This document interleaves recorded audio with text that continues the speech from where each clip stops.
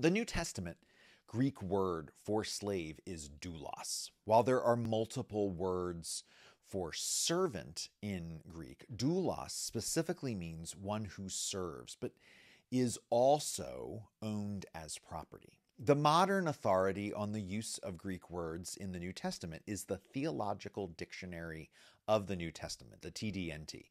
I remember in seminary using that huge set of volumes regularly. Regarding doulos's meaning, slave, it says, quote, "The meaning is so unequivocal and self-contained that it is superfluous to give examples of the individual terms or to trace the history of the group. The emphasis here is always on serving as a slave. Hence, we have a service which is not a matter of choice for the one who renders it, which he has to perform whether he likes it or not, because he is subject as a slave to an alien will, to the will of his owner." Doulos means slave in every instance of its use, and it appears in the New Testament 124 times. How many times is doulos translated correctly as slave in the King James Bible? Once. Exactly one time.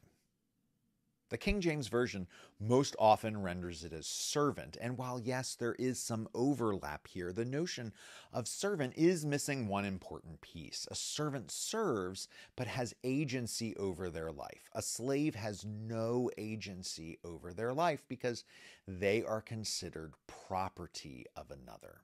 In the New Revised Standard Version, the version most mainline Protestant churches use from the pulpit every Sunday of the year, it translates doulos as servant 31 times. Now, there are some compelling and reasonable reasons for why these translations would do this. When the King James Bible was being translated and written in the 1600s, the English word slave conjured up images of people bound in chains or even imprisoned. They would certainly not have thought of the first century Roman practice of slavery that would have been familiar to the New Testament authors.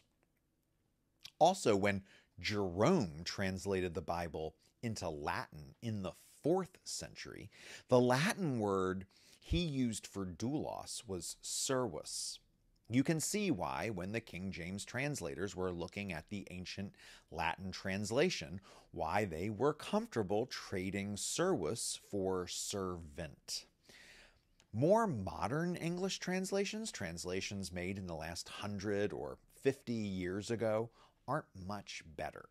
Not because of the notions of slavery from the 1600s in England, when the King James Bible was made, but because of our modern mental images of slavery. Slavery is such a part of the consciousness in the modern world because of the slave trade from East Africa to the Caribbean and to the southern United States. When we think of slavery today, don't we so often think of people who are dark-skinned and picking cotton on a plantation?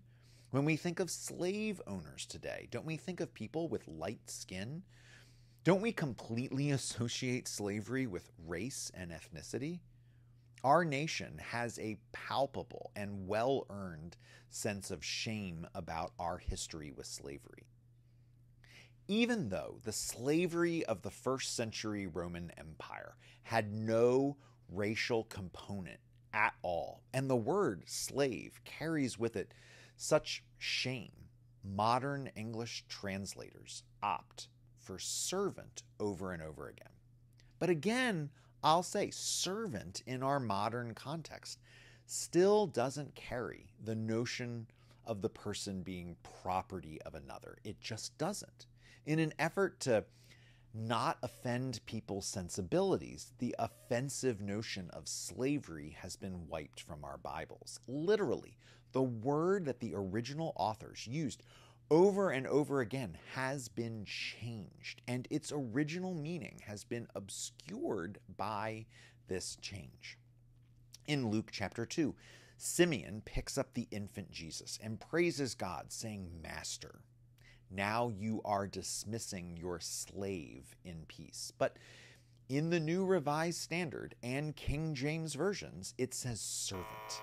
In John's Gospel, Jesus says, "Where I am, there will my slave be also." But the NRSV and the KJV say servant. Paul begins his magnum opus, the letter to the Romans, with the words, "Paul, a slave of Jesus Christ," but we've changed it to servant. In Ephesians, Paul says, "Of this gospel, I have become a slave," but time and time again, it's translated as servant. James begins his letter specifically with the phrasing, "James, a slave of God and of the Lord Jesus," but you'd never know that by reading a modern English version. This is, to put it mildly, a problem.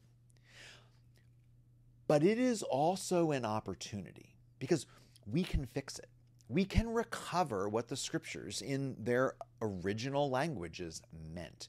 We can do the work and find out what James and John and Jesus and Peter and Simeon had in mind when they used the word doulos, slave.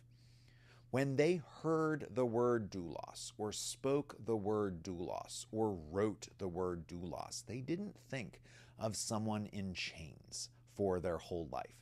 They certainly didn't think of a black man picking cotton on a plantation. They thought of the slaves they knew and saw in their own world and in their own time.